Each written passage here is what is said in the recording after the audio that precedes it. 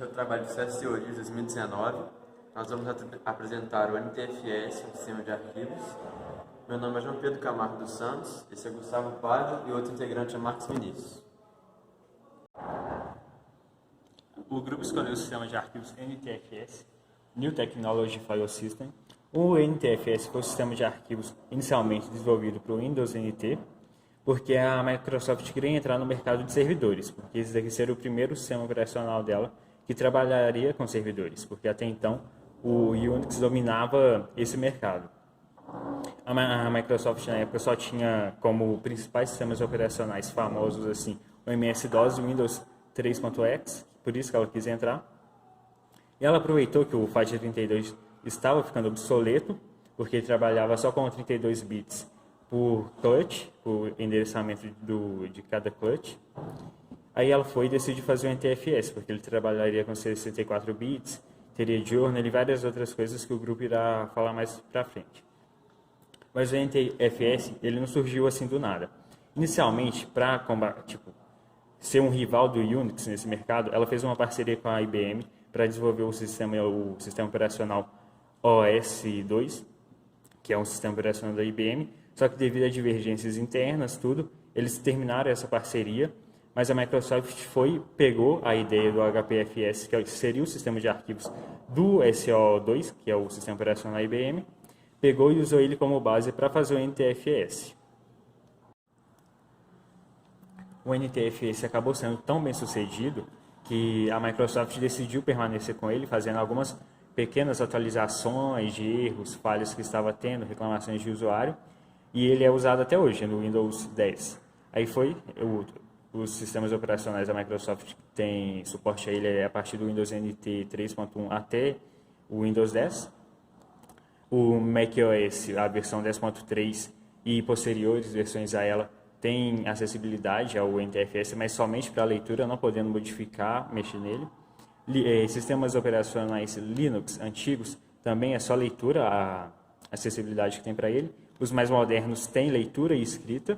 E tem o React OS, que é um sistema operacional não tão famoso assim, mas tem gente que usa, e ele também só tem acessibilidade para leitura para o NTFS. Essa foi a minha parte. Agora o Camargo vai falar um pouco mais das características técnicas do NTFS. E é isso aí. Inicialmente, eu irei falar sobre as features, ou seja, as funcionalidades do NTFS, e posteriormente irei falar sobre as características técnicas e os metadados que estão inerentes a ele. As features que são específicas a ele são, por exemplo, o journaling, que é uma coisa muito importante, nós aprendemos nas aulas. O journaling, ele vai fazer um record, vai fazer um histórico de todos os dados e alterações de dados que são feitos no sistema. Ele também tem algumas funções específicas, como, por exemplo, hard links. Hard links são conexões entre arquivos que levam uma conexão direta entre arquivo e outro, no sentido de que, se você está em um diretório, você consegue acessar diretamente um arquivo que, teoricamente, estaria presente em outro diretório.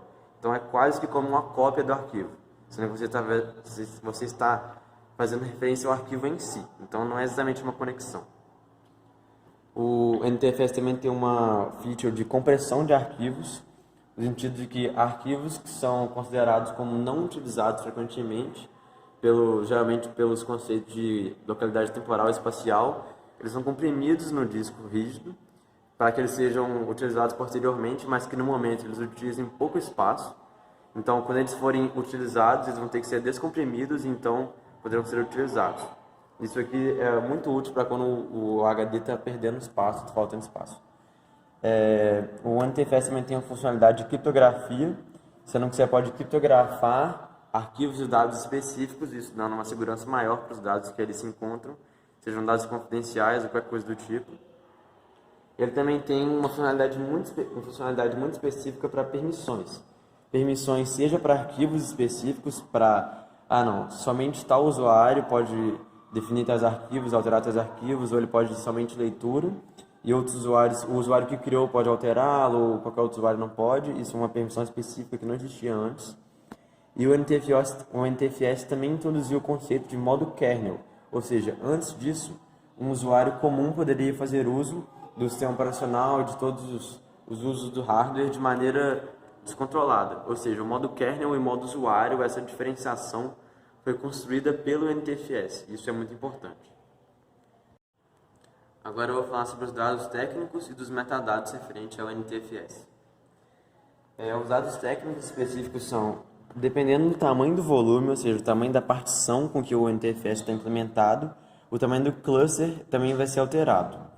Você pode ver, tem essa tabela aqui, não vale a pena citar os valores em si, mas você pode ver que o tamanho do cluster dele vai seguindo ou vai aumentando dependendo do tamanho do volume. Sendo que isso aqui depende especificamente da compressão de arquivos. Ou seja, até um tamanho de 4 KB por cluster, você consegue fazer compressão de arquivos. Acima disso, as funcionalidades vão mudar um pouquinho. O limite teórico máximo de um arquivo, o tamanho máximo de um arquivo é 16 exabytes. Isso na prática é 1 milhão de terabytes, ou seja, teoricamente você não tem nenhum limite para um arquivo. Não existe um arquivo que tem um tamanho de 1 exabyte, então o limite teórico é praticamente infinito. Agora, referente ao layout de uma partição que tem o NTFS implementado e os metadados referentes ao NTFS. O layout seria inicialmente os dados de boot mestre, né? Quando o computador iniciaria, ele iria para um endereço específico da partição que já é definido pelo próprio hardware ou pelo firmware. Ele entraria aqui, leria essas instruções, esses dados para iniciar o computador, para inicializar o sistema operacional, essas coisas. E depois você tem a MFT, a Master File Table. Isso aqui é uma funcionalidade específica do NTFS, que também é um pouco replicada em outros sistemas de arquivos, que ela é uma tabela de dados que vai guardar todos os metadados referentes a arquivos, ao journaling, ao sistema de compressão de arquivos. Então, a Master File Table ela vai, digamos que, construir todas as funcionalidades que o NTFS tem. Depois nós teremos os dados em si, ou seja, tudo que será guardado no disco rígido, o que for, no HD. E depois nós temos uma cópia da Master File Table, porque para você fazer todas as features que o NTFS faz uso, você precisa dela. Então, se houver qualquer tipo de dano ao hardware ou qualquer tipo de perda de dados, você precisa de uma cópia da Master File Table, por isso que ela existe uma cópia dela. Agora, referente aos metadados em si, que como eu já falei, estão dentro da Master File Table. A Master File Table é feita para guardar metadados. Inicialmente, você tem os metadados da própria Master File Table, afinal são metadados mesmo, vai dizer o tamanho da Master File Table, o local que ela se encontra, ponteiros para endereços específicos. Você tem uma cópia desses dados, que pelo mesmo motivo você tem uma cópia da Master File Table, você tem uma cópia desses dados. Depois você tem o log file, que é específico ao journaling, ou seja, você vai fazer um log, vai fazer um histórico de todas as mudanças e alterações referentes aos files, aos arquivos que estão presentes no computador. Esse ponto aqui é referente ao diretório do root, isso aqui é um ponteiro, né? Por isso é um ponto, isso aqui é a nomenclatura específica. Você tem um arquivo referente ao bitmap, sendo que cada bit desse bitmap é referente a um cluster dentro dessa partição. Ele mostra se os clusters estão ocupados ou se estão livres. E você tem um arquivo referente ao bad cluster. Isso tem um histórico de todos os clusters que foram considerados com dano físico. Ou seja, você percebe que os dados estão sendo perdidos se eles vão para esse cluster, o OS vai ter conhecimento disso e vai tentar não colocar dados nesse cluster. Esses não são os únicos metadados, mas são os mais importantes. Outro detalhe técnico que o Windows implementa junto com o NTFS é o gerenciador de cache. Basicamente, os acessos na memória são muito lentos e ainda eles desgastam ela um pouquinho. Então, o cache é um sistema que ajuda bastante na hora de aumentar a performance e a durabilidade, né, do computador. Basicamente, você tem esse sistema aqui onde você tem o disco, você tem a cache do sistema, que fica no meio da comunicação entre os processos e o disco. Então, basicamente, uma informação que está aqui nos processos, quando ela é lida pelo processo diretamente do disco, ela vai para a cache do sistema, é usada no processo e fica armazenada aqui em algum lugar. Para as escritas que esse processo poderá fazer nessa informação, para qualquer manipulação que ele for fazer, vai acontecer o write back, né, que é basicamente, ele vai estar escrevendo no cache e no processo aqui, sem mudar nada no disco, por enquanto. E até que quando ele não precisar mais dessa informação, ele vai lá e guarda ela com o write-through diretamente no disco. Basicamente, essa política de escrita é conhecida como lazy writing, que basicamente significa que você só vai escrever o negócio no disco de verdade quando você realmente precisar escrever no disco. Porque a operação de escrita diretamente no disco ela é um pouco mais cara do que a da cache no sistema. E é por isso que a cache está lá, né, para diminuir um pouco o custo e o impacto na performance. Outra coisa também é que esse gerenciador de cache, ele é o que vai estar basicamente gerenciando a cache e dizendo onde que os processos vão estar escrevendo. Ele vai controlar a saída e a entrada de informações do disco para a cache e tal. E ele também vai ser o responsável, né, o encarregado de enviar flushes periódicos na cache do sistema. Basicamente, quando você envia um flush para a cache, ela pega os dados, escreve no disco para poder limpar a sua memória, né, e poder ser usada como cache para outros dados.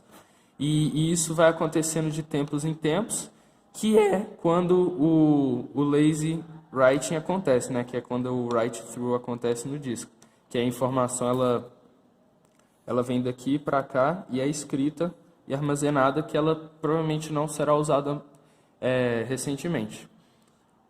Então, tipo assim, isso garante que os dados que são usados frequentemente pelos processos, eles permanecem na cache e eles são usados, mas os dados que não são usados tipo, por agora, que eles estão muito tempo sem ser usados, eles são enviados para o disco, né? Eles recebem esse flush aqui que o gerenciador de cache vai estar enviando. Tá, mas tipo assim, a gente viu como é que o sistema de arquivos ele escreve as coisas no disco, né? Como é que ele funciona, mas como que os arquivos estão organizados nesse disco? Para isso a gente vai entender a estrutura de dados que ele usa, né? Que é a árvore B+. Basicamente, ela é uma variação da árvore B, que é uma árvore autobalanceada, né? Ou seja, isso aumenta bastante a eficiência do sistema de arquivos, né? E a performance dele. Basicamente, o acesso aleatório dele é muito melhor. E a diferença entre a árvore B para a B+, é que a B+, possui uma lista encadeada aqui no último nível, que também aumenta o acesso aleatório. Basicamente, você consegue procurar, você consegue navegar de um arquivo a outro muito mais fácil. E agora a gente vai entender por que ela é uma árvore autobalanceada, né? Basicamente, a função de inserir novos elementos nela já acomoda ela automaticamente para não ficar degenerada. Então, no início, a gente começa com uma árvore assim. Ela não tem nada, ela basicamente só tem uma página, né? Como é chamado. E nessa página, se a gente for fazer uma inserção dos números de 0 a 7, por exemplo, a gente começa com a inserção do número 1, que vem para cá. Então, ele é inserido normalmente, tal. O número 2 também, ele é colocado direto aqui. E, por enquanto, ela está balanceada. Ela não aconteceu nada, né? Lembrando que ela tem 2 quadradinhos, então cada página dela consegue guardar 2 elementos. Mas agora, na hora de inserir o terceiro elemento, ele não consegue ficar aqui fora. Então, a gente precisa fazer uma acomodação e uma expansão dessa árvore. E é isso que acontece aqui. Basicamente, você tem 3 elementos, né? Sendo que 2 já estão na árvore e o terceiro vai ser adicionado. Você pega a mediana deles, né? Que é o número 2, nesse caso. E aí você coloca o número 1, que é menor que a mediana. Ele continua aqui, nessa página. O número 3, você cria uma nova página para ele, que é essa daqui. E o 2 você manda para a página de cima. Nesse caso aqui, como não há página de cima, você cria uma nova. Então, essa e essa páginas aqui foram criadas. Agora, a gente pode inserir, por exemplo, o elemento 4, ele ficaria aqui normalmente. E o elemento 5, para inserir ele, a gente faz o mesmo processo, né? O 3 estava aqui. E aí a gente cria uma nova página para o 5. Basicamente, com a inserção do elemento 4, que ele vem para cá, né? Porque tem espaço para ele. A página ela tem 2 quadradinhos, mas quando você tenta adicionar o número 5, dá overflow nessa página e acontece o mesmo processo. O elemento que está antes da mediana, 4, continua nessa página. O elemento que vem depois, que nesse caso é o 5, é criado uma nova página para ele e o 4 é enviado para a página de cima. Como nesse caso aqui, a página de cima tinha espaço para o 4 é enviado para cá, nada acontece. Então a árvore ela fica desse jeito aqui. Ela tem 3 filhos e ela fica nessa configuração aqui. Mas na hora você vai inserir o número 6 e depois vai inserir o 7, novamente acontece o overflow, né? Onde o 6 ele vem para cá, né? O 6 ele está aqui, ele vem para cá. E na hora de inserir o 7, não tem espaço para ele. Então, é criada uma nova página para ele. Então, o 6 é enviado para cima. Só que aqui fica 2, 4 e 6, né? Que não tem como ficar desse jeito, porque aqui só tem 2 quadradinhos. Então, o 4... ele é enviado para cima também, né? Basicamente acontece overflow no root e cria uma nova página para ele. Então você consegue perceber que sempre fica balanceado e é assim que o NTFS guarda os seus arquivos.